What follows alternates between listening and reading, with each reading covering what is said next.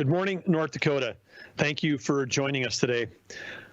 As always, I'd like to begin with gratitude, and there's lots of gratitude we need to share, but specifically today, I want to say thanks to the healthcare workers across our state who've been on the front lines since the very first case was identified in North Dakota on March 11th, 2020. So that's over 18 months that some of these dedicated workers have been working in our skilled nursing, basic care, assisted living, our hospitals and our clinics around the state, and doing great work. And those individuals on the front line of healthcare today are under increasing pressure from the latest surge in COVID cases on top of what is already a high patient load in our state's hospital. They have been and continue to be the real heroes in this fight against this invisible and we now know ever-changing threat. For context, as we entered 2021, let's take a look back a year ago. COVID has changed. The Delta variant is more contagious than previous versions, but we also have got better tools to be able to fight COVID than we ever have before, that we didn't have a year ago. And part of the reason we're having this press conference today is to help people understand that we do have a hospital capacity issue that is present and looming. Other states with comparatively low vaccination rates, other states like North Dakota are seeing their hospital capacity stretch to the limit. Many of us have now heard that in Mississippi, in addition to the dealing with the storms battering the Gulf Coast, they've had to open a field hospital in a parking garage under the crush of COVID patients. So across the southern states with low vaccination rates, they're seeing this surge in hospitalizations, and we want to make sure that North Dakotans know that that the risk is real. That with the low vaccination rates we have in our state and parts of our state, that we could be finding ourselves in that same kind of position. So this is a readiness call to the citizens. We don't want North Dakota to ever reach that point, and we're fortunate today to have representation from our state's 5 largest health system.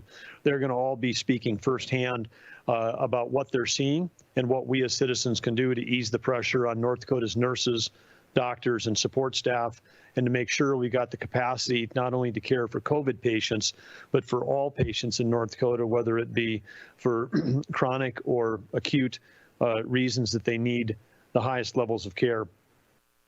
With us today that you're going to be hearing virtually are Janice Hampshire, the Chief Nursing Officer at Altru, Dr. Carrie Ward, the Chief Medical Officer at CHI Health Midwest Division, Dr. Richard Vetter, the Chief Medical Officer of Essentia Health, Dr. Michael LeBeau, President and CEO of Sanford Health here in Bismarck, and Dr. Jeffrey Sather, the Chief Medical Staff at Trinity Health.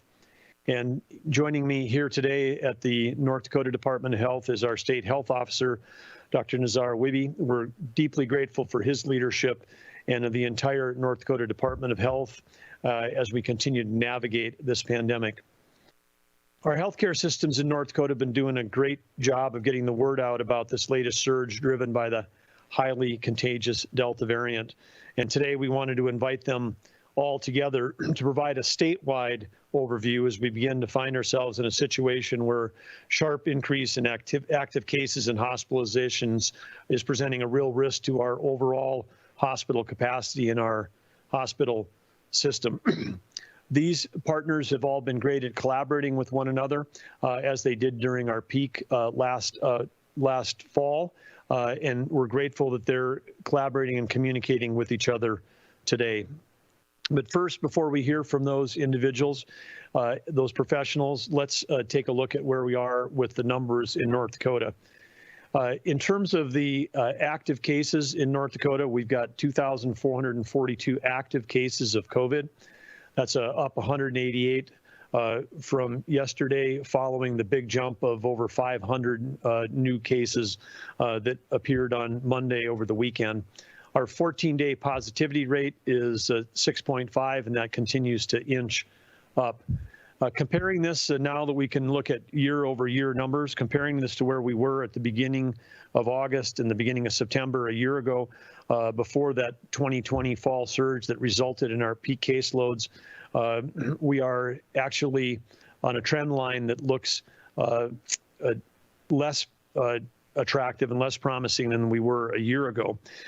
You'll see on this next slide on our 14-day rolling average that we're slightly ahead of last year's pace, but it's important to note the curve of that red of that line that we have there. I think that we might have this actually labeled incorrectly. I apologize about that. The orange line is the 2021 and the green is last year's numbers. But so focus on that orange line, and if you see that, that's trending ahead of that. So over the past 2 weeks, those new cases have been climbing at a faster rate. When we take a look at the next slide, on recent positivity, we see the same trend line here, where the 6.5%, but the climb is coming steeper and earlier. So it started climbing in August versus in September. This is likely the steepness as a climb relates to the more highly contagious nature of the Delta variant, which can be has a higher viral load and can be transmitted in shorter exposure times. When we take a look at the vaccines relative to positive rates, we see that the percent positive at 6.5% on the previous slide of those people that are getting tested, that is really a positivity rate largely of people that are unvaccinated, because just 1 in 180 fully vaccinated citizens have tested positive for COVID-19. In contrast to the unvaccinated, 1 in 16 citizens are testing positive without the vaccine. Going on to the next slide, which is the key part of today's discussion, is the active daily hospitalizations. Again, you can see that this the trend line in hospitalization, it's not waiting until we're deeper into the fall. There was theories last year about that's when we got indoors and there was more potential transmissible moments that are happening. We've had great weather here in North Dakota. A lot of people have been outside, but again, the highly contagious nature of Delta driving up more positive cases in August, and then of course that's a leading indicator, followed by the more hospitalizations. You'll hear from our hospital folks that are going to be on the call today that in addition to this line being steeper, the hospitalizations also represent people that are younger than they were a year ago, and that's a reflection of the vaccine's effectiveness at protecting the elder and vulnerable populations. But where we are in terms of the vaccinations, we are at 52.2% of the population that's eligible to receive the now FDA approved vaccines is 52%. Happily, over age 65, 77.2%. But if we take a look at this relative to the nation as a whole, it's important that we point out last year we had a lot of moments where we talked proudly about North Dakota leading in testing, leading in vaccine rollouts and other things. But currently we're in 42nd place out of 50 states. So we're in the bottom 10 in terms of vaccination.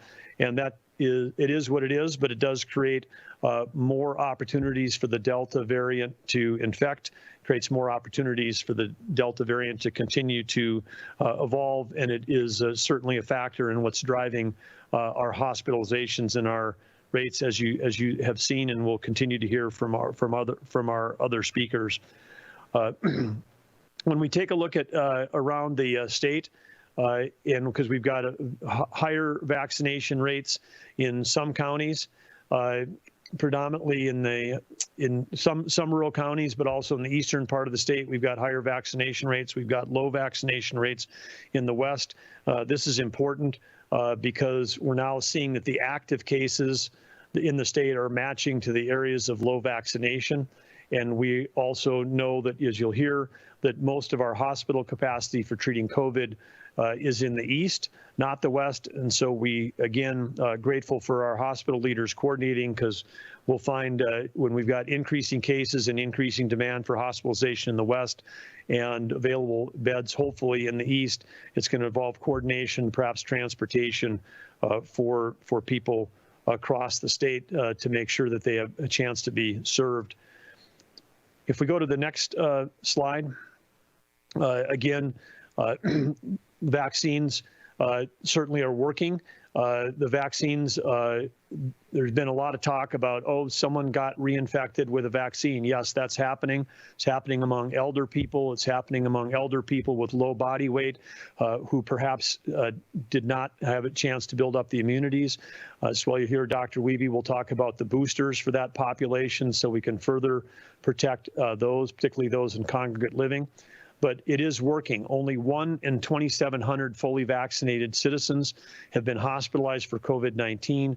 Only 1 in nearly 16,000 vaccinated citizens have died due to COVID-19. And so again, vaccines are highly, highly effective at protecting against illness and against mortality. And when they protect against the illness, they protect against hospitalization, and that preserves that capacity. Just at the last full week of data that we have, or just a week ago, I mean, we have 135 North Dakotans that are hospitalized right now. There's actually more than that in hospitals with COVID in North Dakota because, of course, we serve South Dakota, Montana, and a lot of people in northwestern Minnesota. But a week ago, when we were at 89 North Dakotans versus today 135, 77 of those people in the hospital were not fully vaccinated. That's represented here by the large group. That group was younger and healthier. The group of people who were fully vaccinated and hospitalized were older, in many cases over age 80, and many cases had other underlying conditions. And so again, the vaccines are working to protect our citizens from hospitalization and from mortality. We're super grateful to have all of our hospital leaders here to talk about what they're seeing. But as I close out that one section again, understand that folks have a choice. They can choose to be vaccinated or they can choose to not be. With the spread of COVID, choosing to not be vaccinated is also perhaps a choice that at some point you're going to get COVID. And we know that COVID is evolving. We know that COVID, for some people, results in serious illness and even a mortality. And so again, it's not about what government says, it's about what people do. The importance of personal responsibility, which we've emphasized over and over again last year, is important now than ever. We encourage people to talk to their doctors if they've got questions about the vaccine. And we encourage citizens to listen to their local hospital leaders like the ones we're bringing on today, so we can all learn how we can do our part to preserve hospital capacity to ensure that there's care for all, not just COVID, but for all in North Dakota that receive care. But before they come up, I'd like to invite Dr. Wiebe to say a few words about prevention. Dr. Wiebe?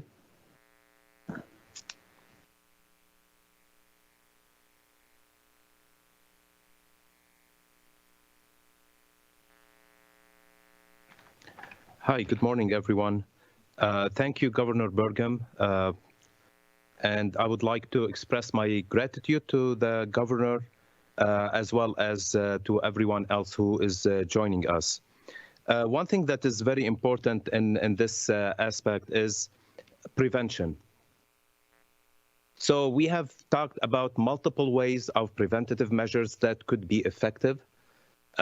Namely, when we talk about hand washing, social distancing, masking, contact tracing, isolation, these are all measures that will help us to protect ourselves and our loved ones, as well as making sure that it slows the spread of the virus.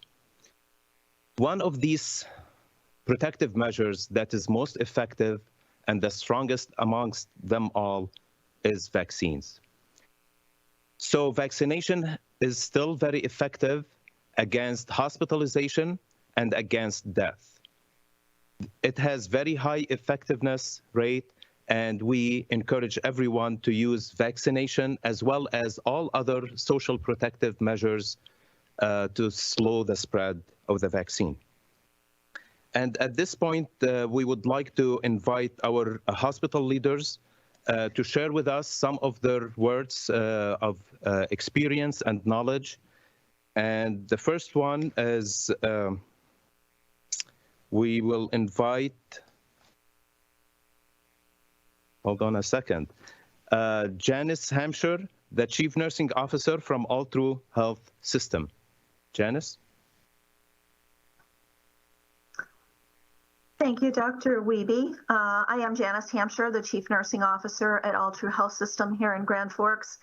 And we would like to thank Governor Burgum for hosting this press conference. It's so important to get the message out in our communities about the impact of COVID. And I really would like to provide some of our experience in terms of what we have seen since February, after the vaccine was so widely available. For those individuals that we have seen require hospitalization for COVID, 91% of them were unvaccinated. Today, we have 10 inpatients hospitalized for COVID. Only one is vaccinated. So that continues to be a trend that we're seeing unvaccinated individuals having more severe cases of COVID that result in hospitalization. Within Grand Forks County, the 14-day rolling average positivity rate is the highest that it's been since April, and there's really no sign that it's going to come down. And so we are seeing those high transmission rates, and if the trend continues, we'll continue to see higher numbers of COVID within our hospital. All True's really aligned surge plans in concert with the other hospitals across the state of North Dakota.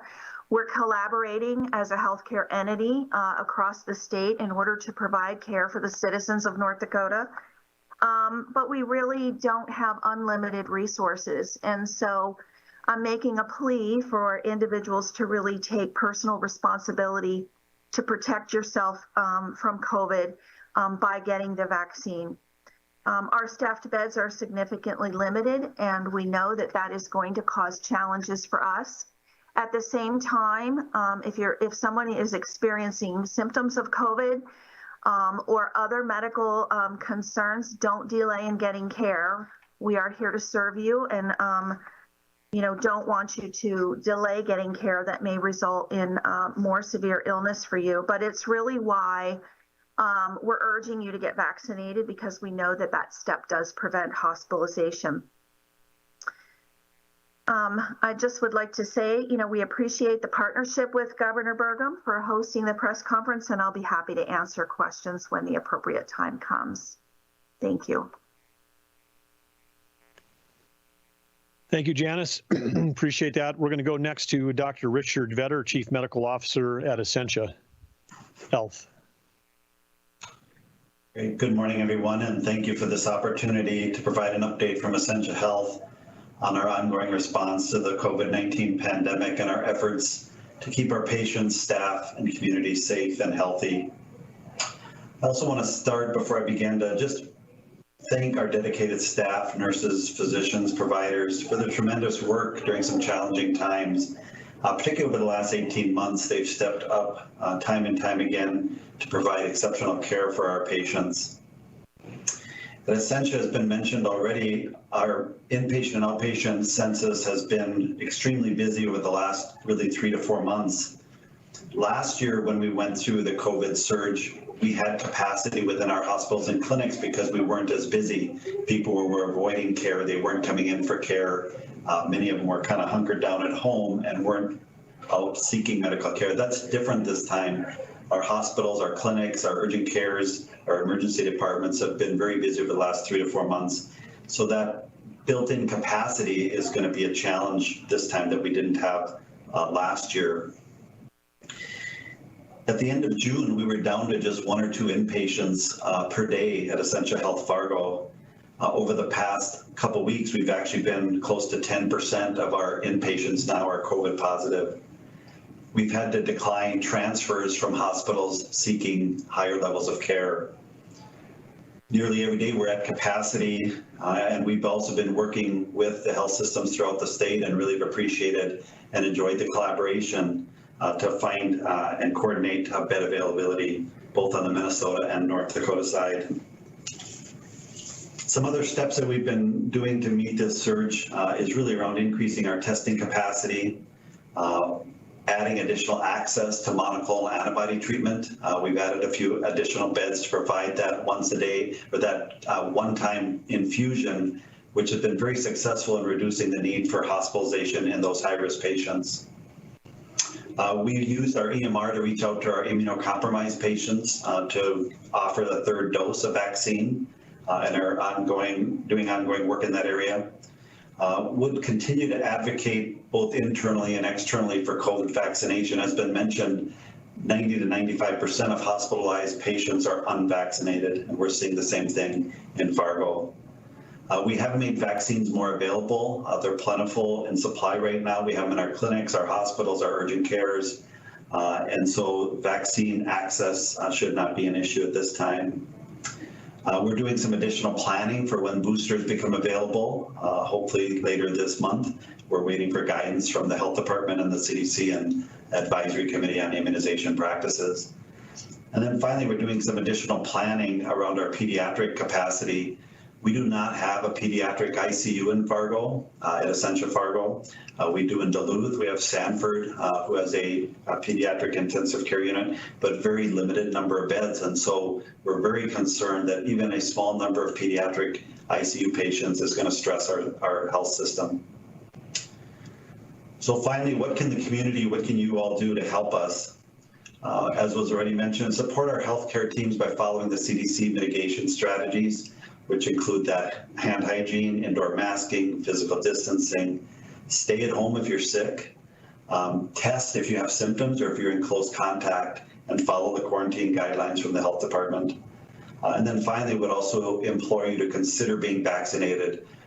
Flu is right around the corner. We would ask that you get your flu vaccine so that you're not having to require hospital resources for influenza, and highly encourage you to get COVID vaccination as well.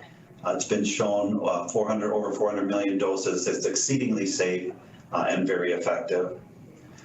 So I have no doubt that together we can do this and ask for your support. Thank you, Governor Burgum. Thank you, Dr. Vetter. Thank you, Dr. Vetter. Next up, we're pleased to have with us Dr. Michael LeBeau, President and CEO of Sanford Health, and with him is Todd Schaefer, who's the incoming President and CEO of Bismarck Sanford. Welcome, Todd. Welcome, Michael. Great to have you with us today. Take it away.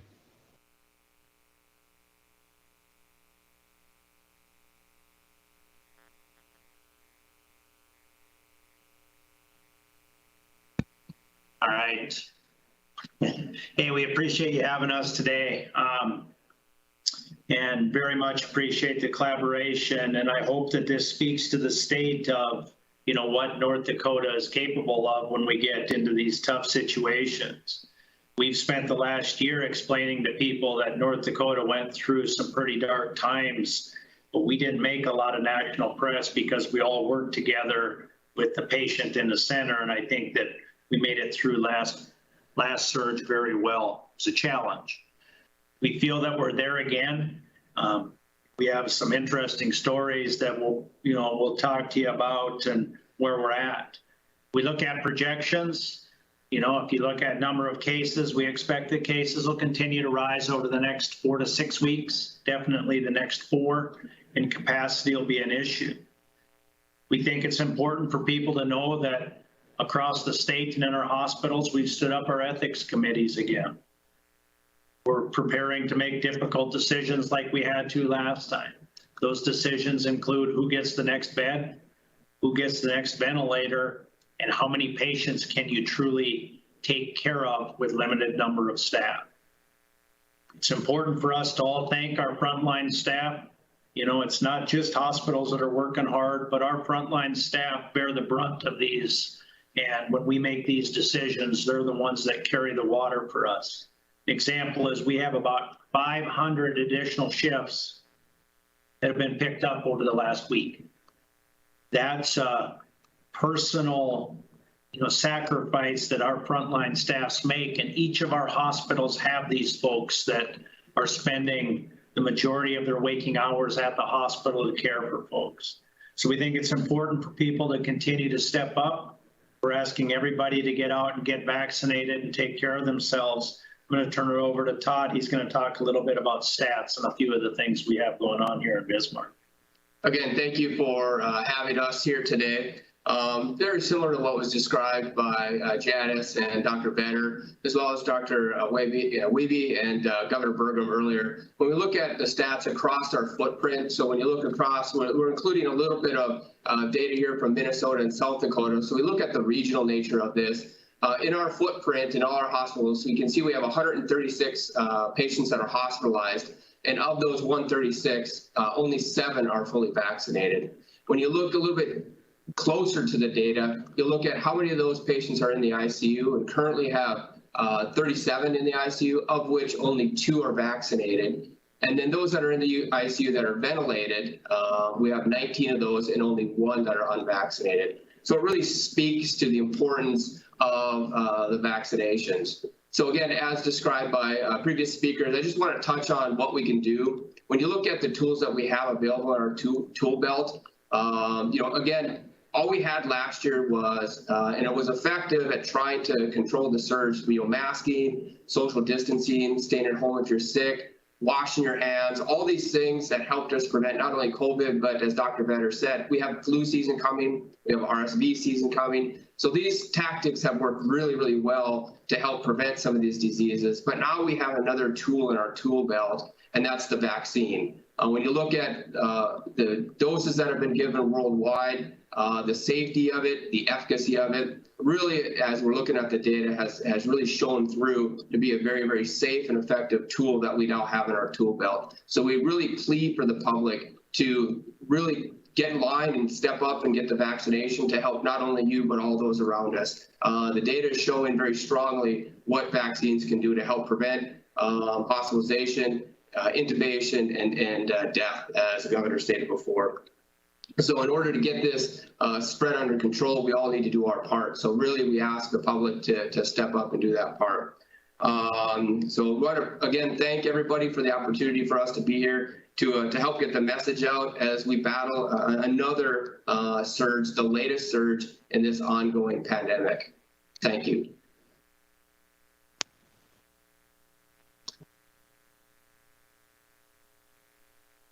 Thank you, Dr. LeBeau. Thank you, Todd. Thanks for sharing that data, and thanks for collaboration along with all the other leaders. Up is Dr. Jeffrey Sather, Chief of Medical Staff at Trinity. Hi, thank you, Governor Burgum, for inviting all of us to this. I think it's important that we get out some messages from all of our colleagues around the state and talk about where we're at. In some ways, you want to say, here we go again, but it's not. I know for us here at Trinity Health and all of the other healthcare organizations, this has been going on nonstop since last year. So a year and a half, we've been deep in this and deep in dealing with COVID and processes within our health systems that have changed and changed permanently, and have had this difficulty with keeping and retaining staff to take care of our patients, because staffing is our #1 issue.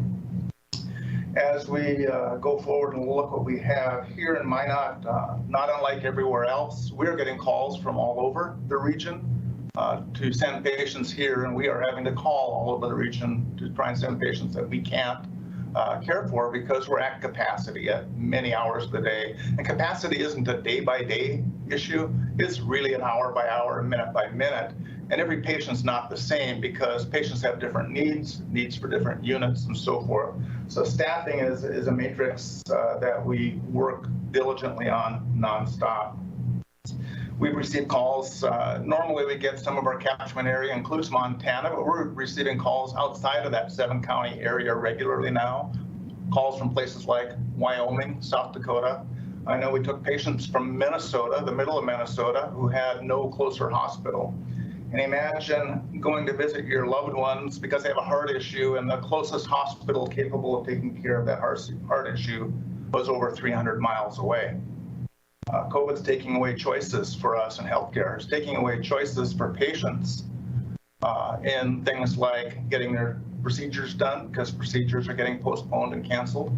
It's getting Choices such as where I get my care and is it close to home taken away from us.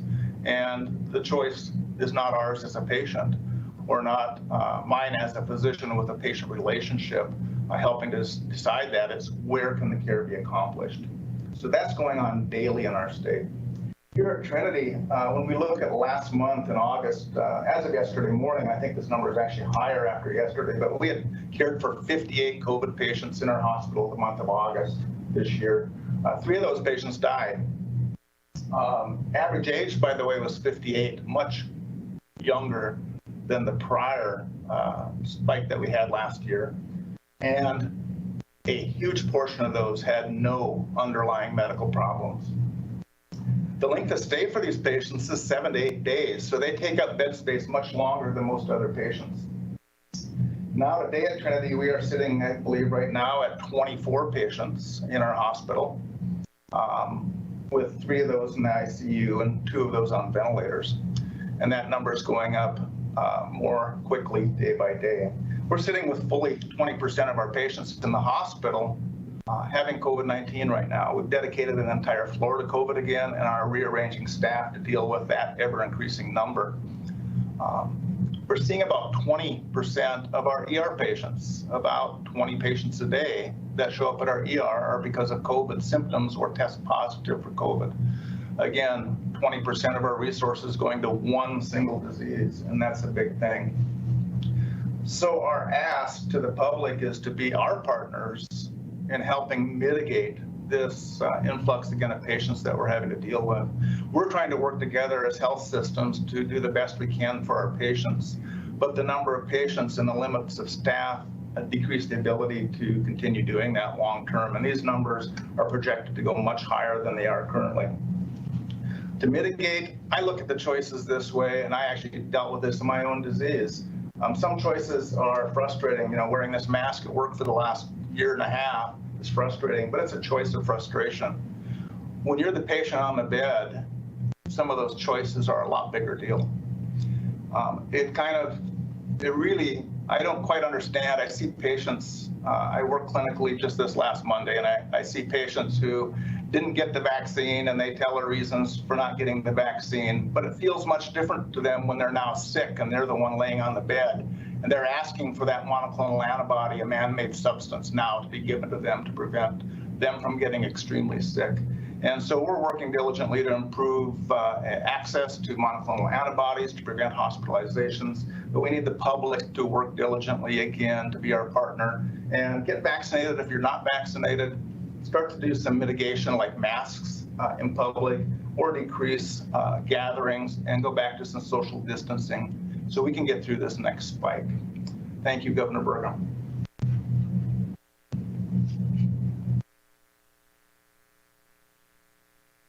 Thank you, Dr. Sather, and thanks you and the entire team up at for all that you're doing. Thanks for sharing those real world on the ground challenges that you and your team are facing. Our last at bat here, we've been able to connect with Dr. Carrie Ward, Chief Medical Officer of CHI Health Midwest, joining us by only. And so the phone, Dr. Ward from CHI. Hello, Governor. Thank you very much for giving us a chance to speak. I'm Carrie Ward. I'm the Chief Medical Officer for CHI Health, which is the Midwest Division of Common Spirit Health. I'm an internal medicine physician. We have 10 hospitals in North Dakota, and so we've had a chance to get a perspective all across the state as this epidemic has progressed. And just our current status, we have 43 patients in our hospitals with COVID. Numbers are clearly increasing. Our beds are tight. Our nurses are stretched. Our largest numbers are in our western hospitals in Williston and Dickinson, and then also in Bismarck. You know, and I think Williston tells a really important story that I want to share real quickly. At the peak of COVID, Williston had 8 patients. Then they were down to 0, and now back up to 10 patients. In Williams County, the vaccine rate, I understand, is about 30%. They are the lower vaccine rates are in the western part of the state. And there were active cases, about 24 at the end of July. There are 135 now at the end of August. And the positivity rate has gone from 4% to 14%. Important thing is at Williston, 50% of the patients, actually more than 50% of the patients hospitalized are COVID positive. Age ranges from 14 to 68. The important point I want to make is 100% of these patients are unvaccinated. We've heard this term before, but this really feels like an epidemic of the unvaccinated. You know, we used to, when we hear people were hospitalized, we would ask, you know, well, what kind of comorbidities do they have? They must have something wrong with them. They must be overweight or have immune suppression or lung disease or diabetes. Well, now, often the only risk factor is that they have not had the vaccine. We are seeing perfectly healthy patients in their 20s and 30s come in requiring hospitalization. In Dickinson, we have 6 patients now, some as young as in their 30s. At St. Alexius, our peak was around 51 patients, then went down to less than a handful, less than 5 patients, now up to 26, and 85% of those are unvaccinated and also younger. We have fewer patients in some of our eastern hospitals, but you know, if we do experience more of a surge, and none of us know for sure which direction this is going, you know, we have the ability to move patients around. We have the ability to stop elective procedures, which I know that the entire state has done in the past. But at the moment, we have capacity, but we are stretched thin. You know, just a quick word about vaccines. I know it's already been said. I understand all the information out there. There's so much variation in information and so many bad sources. I just want to stress, please listen to people you trust. Talk to your doctors, your nurses, your pharmacists, others in healthcare who are looking at this data, your state officials, state healthcare leaders, and please really pay close attention to the vast majority of the information. The valid information is showing that these vaccines are extremely safe, extremely effective, more than 90% effective, even against this variant. And now, obviously, we have FDA approval. So, you know, just want to also extend my gratitude, like the governor, to the physicians, to the nurses, respiratory therapists, et cetera, all the staff that risk their lives every day to take care of these patients. Please keep our social distancing, masking when appropriate, and please get the vaccine. I'll stop there and see if there's any questions. Great. Thank you. Thank you very much, Dr. Ward. Thanks for joining us. I'm just going to say a couple words, and then we're going to move into Q&A. I think this, to summarize this, I want to thank all the hospital leaders that are on the call from our 5 largest systems in the state. Appreciate them being part, and their teams being part of the daily huddles where we're monitoring bed capacity and staffing and trends across the state. I want to thank them for sharing the information that is being shared here statewide with what we're learning. I think the one thing which you've heard, which I'll also summarize, is that not only is this not the same as a year ago because we have better tools, we've also got more constraints. With the intense pressure on hospitalization in the southern states, all of the leaders that I've talked to, last year we were able to flex up in the fall, in October and November. We had DOD nurses, we had traveling nurses that came here. That's not available to us right now in September because those folks are booked up and they're working in the South. And also some of this is prices have gone through the roof because of the federal dollars that went into, supporting COVID. The pricing for traveling nurses continues to skyrocket, and so that's really not a viable option for some of our systems here in the state. So this, you've shared here, our leaders have shared. In their comments today, we as Americans and certainly as North Dakotans have been privileged to live in a country that's had an abundance of health care, sick care, if you will, that people are sick, they can get care, they can get it close to home. But we do have to realize that for those that are at risk, and one of the risk factors being unvaccinated, if you're part of that risk group, you could be facing a rationing of care, which is, again, something that's uncomfortable for us to talk about. We think, as Americans, we think that's what other countries do with healthcare, is ration it. But again, part of today is just to make sure that everybody in the state, when they're making their decisions about the personal choices they make, including whether to be vaccinated or not, that they understand that there's not only the risk factor of getting COVID. If you're unvaccinated, there's the risk factor that if you get COVID, if it comes at a time when we've got constrained hospital capacity. So we're trying to make sure that people can make informed decisions about what the choices they make, because we do have tools that do work, as you've seen throughout this presentation. We're going to move to Q&A. In addition to the hospital leaders, we've got, and Dr. Wiebe, we also have Molly Howell, who's the immunization program manager here at the Department of Health, state of North Dakota, and Kirby Kruger, who's the director of disease control. They're also going to be available. So if we have questions that are coming online, if we can direct those to the experts that we have on the call, that would be great. I'll help moderate, and we'll see if we have any questions coming in. And Danny, thanks for fielding or passing on the questions. So first up, Nick Broadway, WDAY News in Fargo. A large number of North Dakotans do not believe in the vaccine, in masks, and in the severity of the Delta variant, even in the face of case data trending worse in the surge of last fall. Assuming the state and health networks continue to lose this misinformation battle, can our hospitals handle a case surge worse than last year? Well, I think the question is, can we handle a surge that could be worse than last year? And I think that we're just have answered that in some way, which is we've got less staffing than we had a year ago, and again, this seems highly unnecessary compared to a year ago, because we have tools that would prevent hospitalization and mortality. But I'll just stop there. If there's any leaders that heard that question, hospital leaders want to answer that question a different way, please jump in or raise your hand. I can jump in and maybe add Governor Burgum. Please, I think we'll have Dr. Sather and then Dr. LeBeau. So how do you handle a surge? So as numbers go up, the only way we handle a surge with a limited staff is to change what we do. That could mean more than one thing, and it's going to depend on the given situation at hand. It could mean stopping some regular business, which means you could have a surgery canceled if you're a surgery patient, for example, to prevent you from landing in a bed that's needed for that COVID patient. It could mean changing our care model, which could mean going from normal care patterns to dealing with patients in a different way, meaning stretching nurses to more and more patients, or actually having unskilled people in a severe crisis deal with patients. So to handle large surge, once you hit that capacity, and I know all of us health systems are doing the best we can to maintain the highest number of beds available for our patients, there is a point.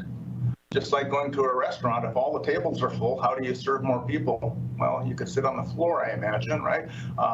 It's going to change the way we deliver care. So it will affect patients, and not only COVID patients, but all of the other patients coming for care at our hospitals. Yeah, it's hard to top that. Very well said, Dr. Sather. From our perspective, I think we're already working daily with Department of Health, working with North Dakota Hospital Association. All of us are on calls daily to triage. So I feel comfortable in, us as a healthcare group that we're going to get through this surge, but it comes at a cost. It comes at a cost of frontline staff, but it comes at a cost of increased mortality.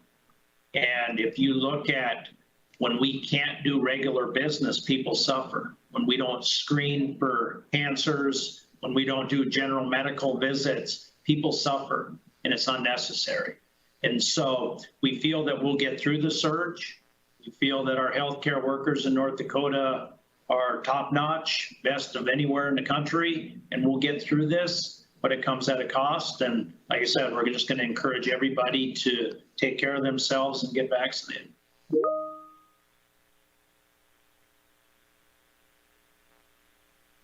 Thank you, Dr. LeBeau. Thank you, Dr. Sather.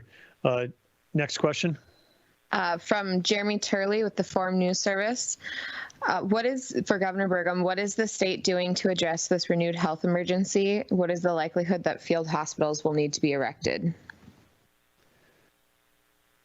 Well, I think you can for Jeremy, we can see what we are doing, which is, again, coordinating through our Department of Health and also through Human Services, working closely with long-term care.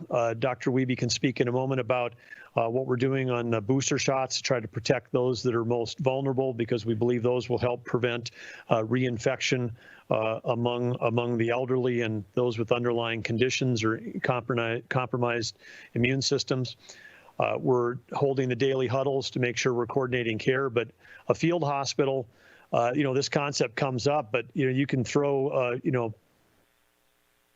a bunch of cots in an auditorium, but if you don't have staff to staff those beds, they're not really providing any care.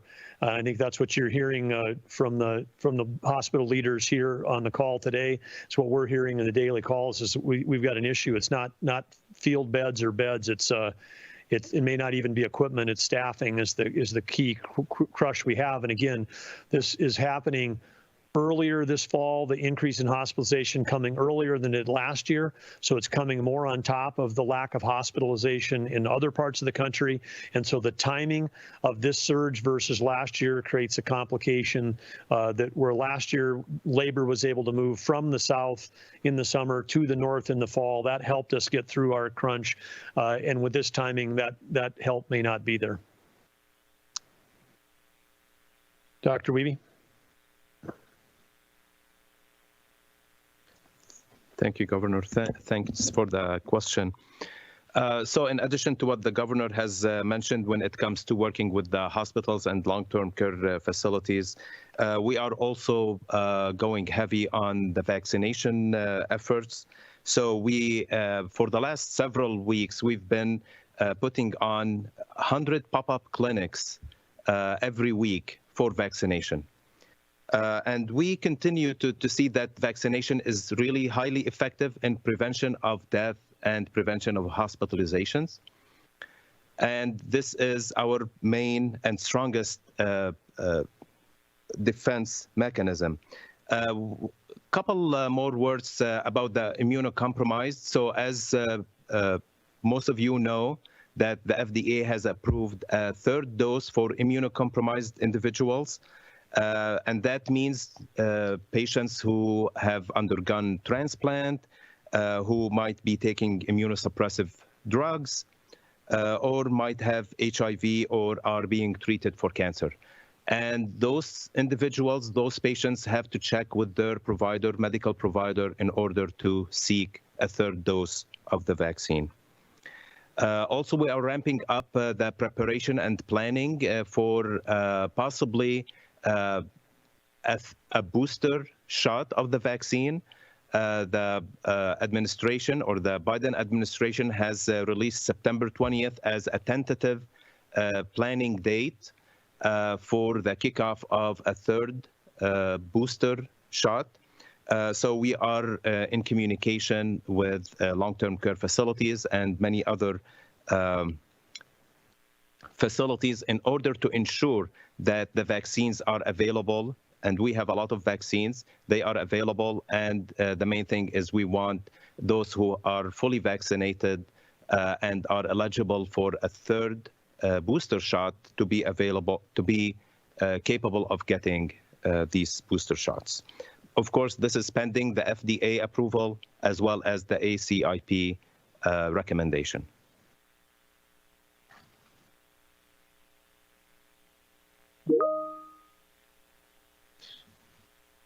Thank you, Dr. Wiebe. Another question? That might be for Molly or another of our medical professionals. Mike D'Andrea, KX News in Bismarck. For those that are unvaccinated and contracted COVID, how long after testing positive should they wait before receiving their first dose of the vaccine? Molly? Hi, yes, thank you, Governor Burgum. So people who have tested positive for COVID should delay being vaccinated while they're still in isolation and potentially contagious and could spread COVID to the healthcare provider that's vaccinating them. And so that's about 10 days. So the soonest that someone who had COVID can be vaccinated would be 11 days after having had COVID. but it is likely that people who have had COVID do have some natural immunity. And so the Advisory Committee on Immunization Practices does say that individuals can wait up to 90 days to be vaccinated, that they're likely protected for at least 90 days after having had COVID. Thank you, Molly. Next question. Jean Shemp, Hometown Radio Group in Minot and Bottineau. Which cities in North Dakota have pediatric ICUs, and how many beds are there in the state total? I'll turn that back over to our hospital crew. So in Bismarck, both hospitals can care for pediatrics, and both of us would have the ability to increase to, maybe up to 6 comfortably pediatrics. And then we have neonatal intensive care units where you would also be able to take some smaller ones. So Bismarck, that's still a pretty limited capacity, but we have a little capacity in Bismarck. And Michael,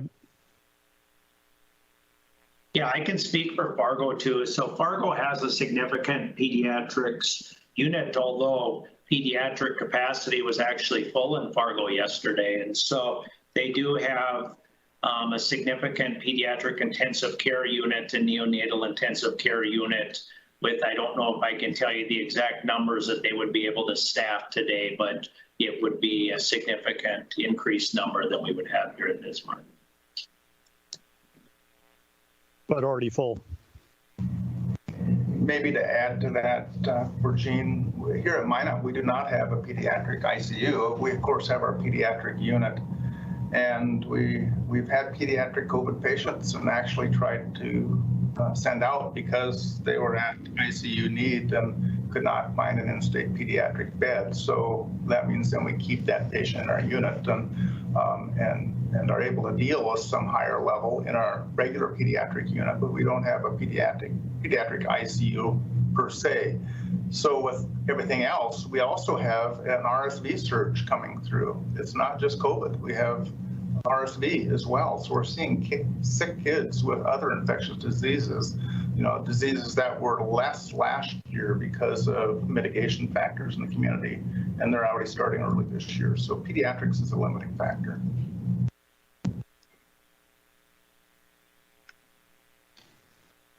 Janice?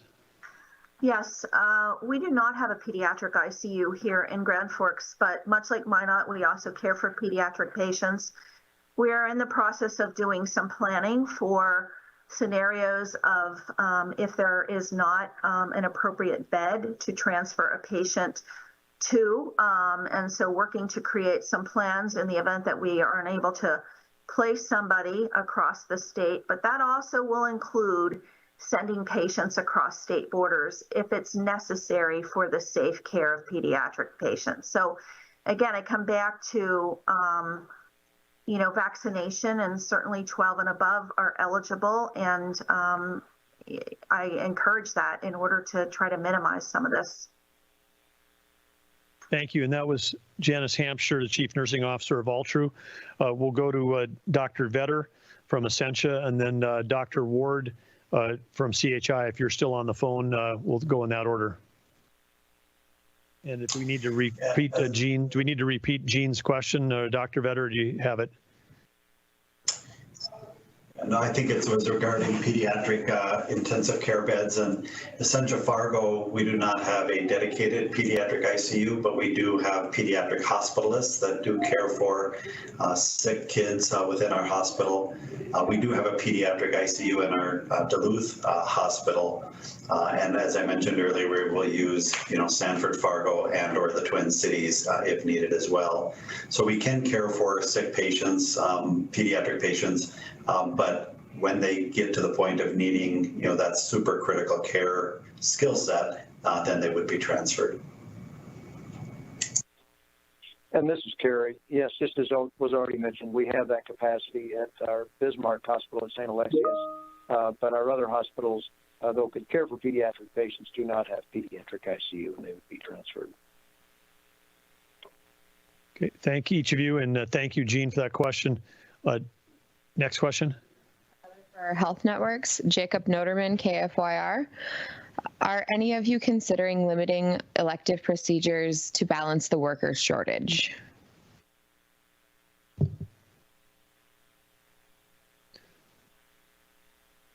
Anyone want to lead off from the health networks?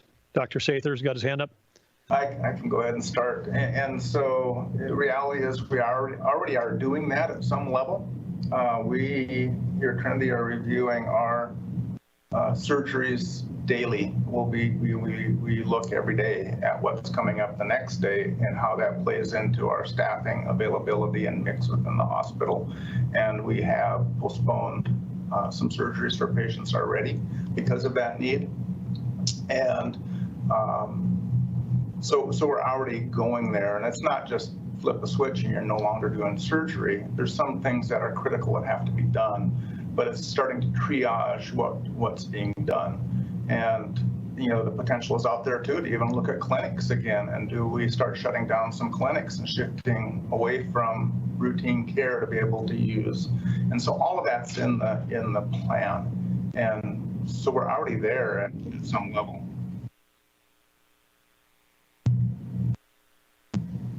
Dr. Vetter? Yeah, I think I would echo that I think it's part of our contingency planning. All of us through the last 18 months have developed very robust contingency plans, and we're kind of dusting those off and making sure that they're still applicable.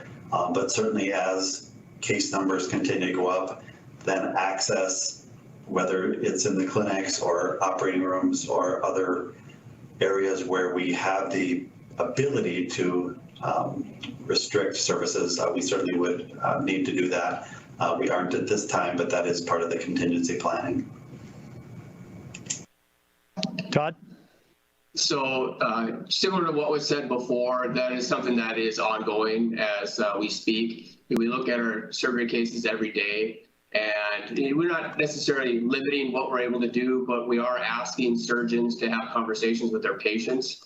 Last year we talked a lot about elective cases and really learned the lesson that an elective case today turns into an emergent case tomorrow. So really just want and encourage patients to talk with their physicians and their surgeons to say, what is the right time for timing of the surgery? So we leave it in the hands of that patient-physician relationship to have those discussions, understanding that the capacity is one issue, but delaying care is another issue. So we really want to have those intelligent conversations with our patients. I think I'd be remiss not to speak about Fargo here, as they've ramped up COVID patients over the last couple of weeks, and they've been kind of our last stop, and to kind of keep everything going, they've already made decisions to cut down surgeries by about 30%. And so it's not elective or not, but you have 30% less capability. And so you're already making really hard decisions with every patient about timing of surgery. And so I think that plan is already in place and active in Fargo as they continue to step up and take patients.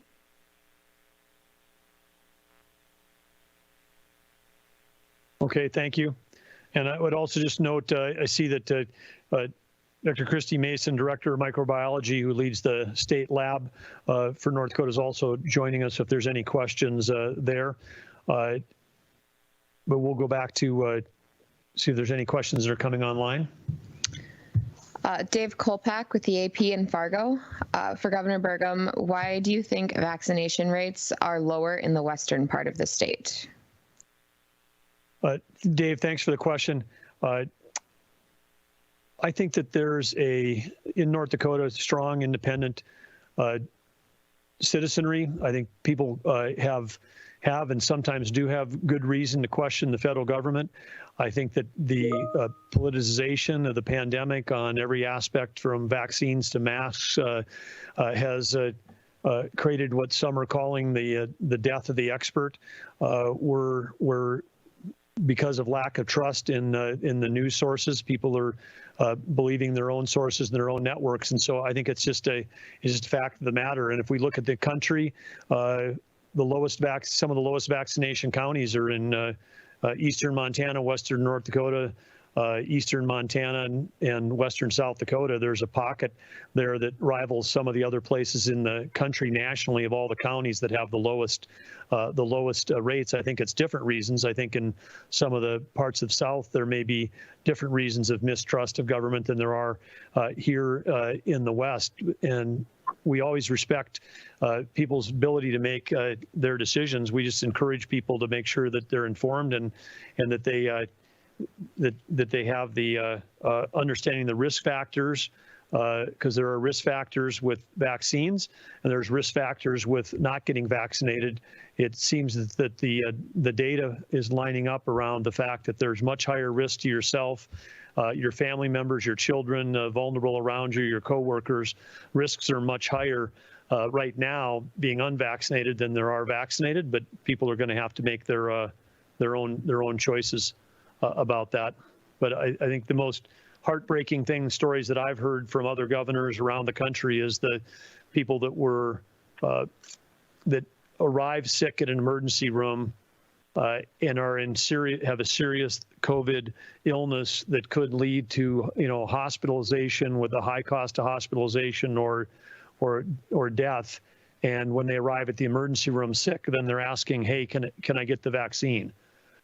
And that's at that point it's too late. So I mean, I think that's the part that's heartbreaking, because for some of this misery and even tragedy can all be avoided. So again, just encourage people to talk to their doctors and get information. Talk to the people that you trust the most for these decisions.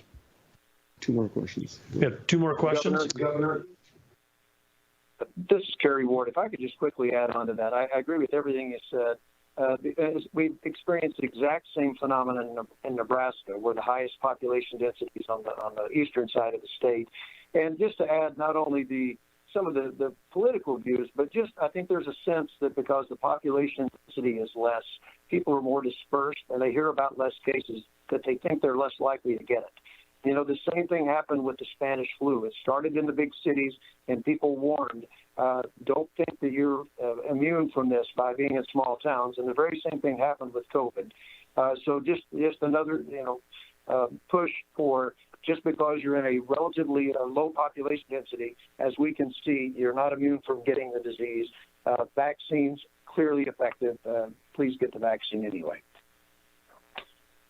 Any other health professionals that serve the western part of the state or serve low vaccination counties have any thoughts to share?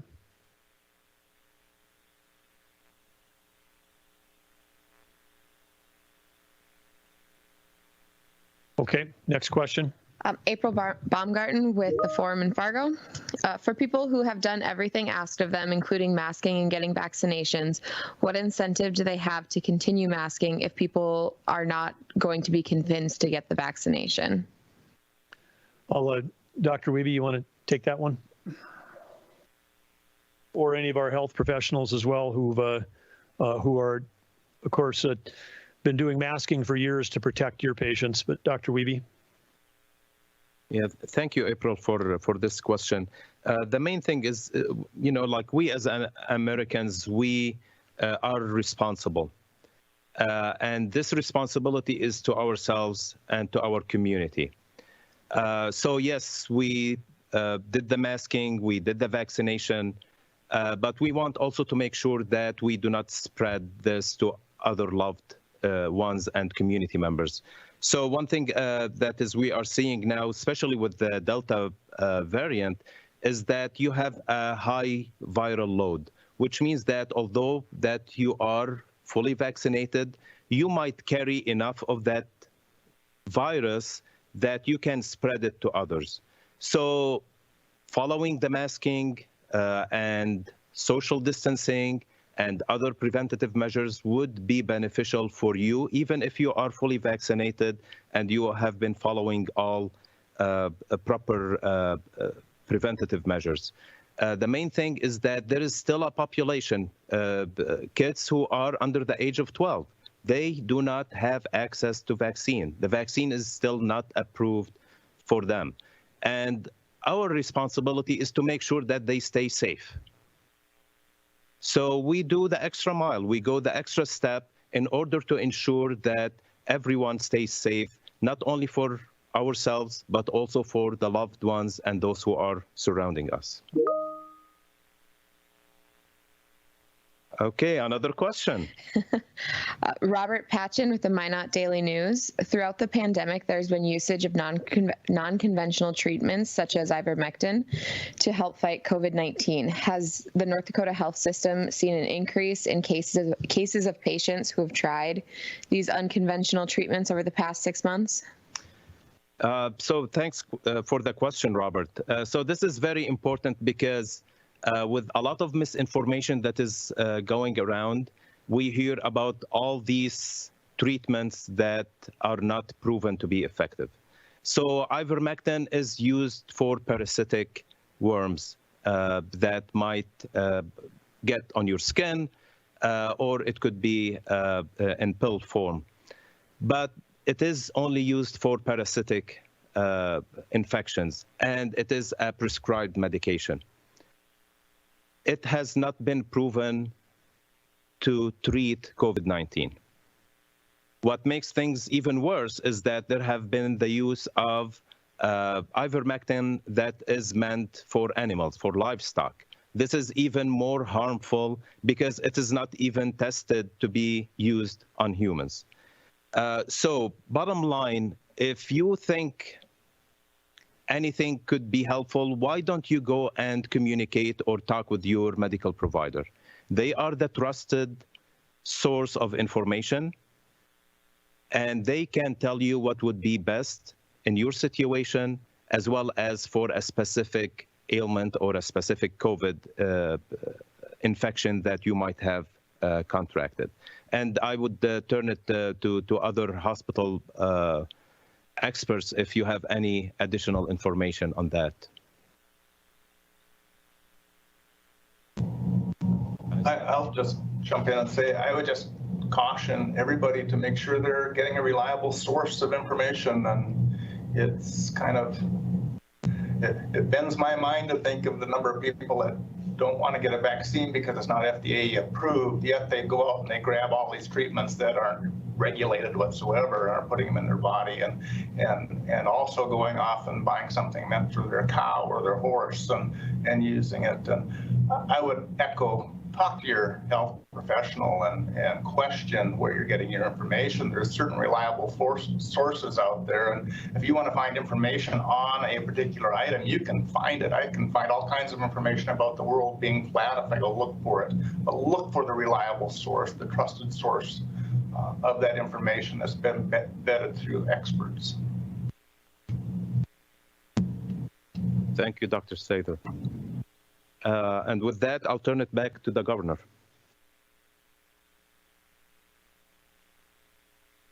Well, in closing, we want to end where we began, with gratitude for our hospital systems and their leaders that are making these tough trade-off decisions. We want to thank all of the frontline workers that have been working so hard the last 18 months.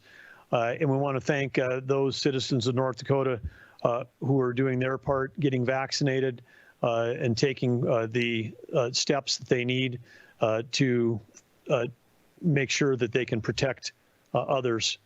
I would also just say again, key messages here from today are that we've got rising hospitalization, we've got constraints on staffing, we've got a younger population that's being hospitalized, and we've got less capacity around pediatric and pediatric ICU in our state. So again, where we started today was, yes, we're still talking about COVID, but the Delta variant is different. It's more contagious. The hospitalizations are younger, people with less underlying conditions. And so again, we ask people to continue to try to learn more about what's going on. As we say, that the values that we need to succeed as a state include curiosity. We've got to continue to be curious about the information that we have, and making sure that the information that we're receiving helps us make the best decisions for us and our loved ones. But we also have to bring humility to this. COVID can be humbling. There are 4.5 million recorded deaths worldwide from COVID, and there's new data that we have relative to how the Delta virus is moving and spreading more easily.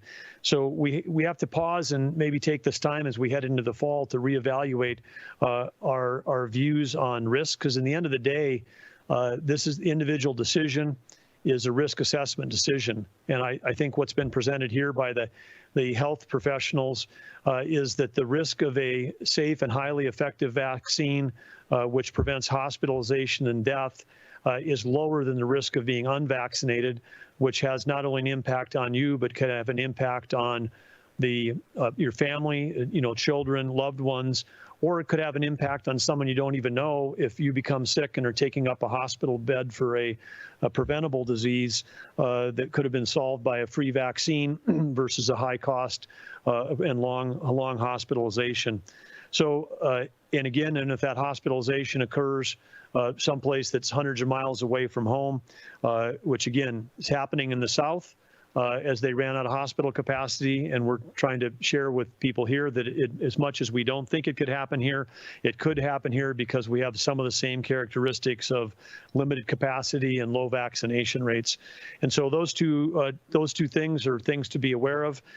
Again, for those that have been vaccinated but are over 65 and have underlying conditions, stay tuned for the more information coming as the likely in the third week of September on the booster shots. If you fall into that the immunocompromised group right now, I believe that there have been over 1,000 third shots that have been delivered in the state of North Dakota. But if you've got severe compromised immune system right now, if you're going through chemotherapy or any of these other categories, please contact your physician. You may be eligible right now for a third booster shot, and the data around the third booster is that it's being very effective at re-upping people's immune capabilities. So with that, I want to just say again, thanks all for those folks that have tuned in today. Thanks also to the press corps across North Dakota for your questions today and for your attention throughout this. Thank you for your part in helping us get information out to the citizens of the state. And again, so thanks to our health leaders, thanks to Dr. Wiebe and everybody at the Department of Health, Kirby, Molly, Christy, and all of your teams. And lastly, again, the last thing I would say is if you are unvaccinated and you do become ill, then I know all the health professionals would encourage you to seek care early, get tested. We have lots of testing options in the state, and we can process those tests quickly, find out your status. And again, if you find yourself in a situation when you're ill, even though we've talked about last to hospital capacity, another way to avoid taking up a hospital bed is get care early. See your physician and ask about the proven therapeutics that we have, including North Dakota led the nation last year pre-vaccine in the early days of the vaccine on the distribution of monoclonal antibodies therapeutics, which was very effective also in treating people who did come down with COVID. So again, health.nd.gov for vaccine and testing locations, and also the role of the Department of Health is to get information out to our citizens for them to make decisions. And there's lots of great webinars and information and articles, fact sheets, short videos, daily dashboards out there to talk about that, including information about the vaccine and where to get it. So again, thank you all. To our health leaders, thanks for tuning in. Everyone be safe and have a great Labor Day weekend. Thank you.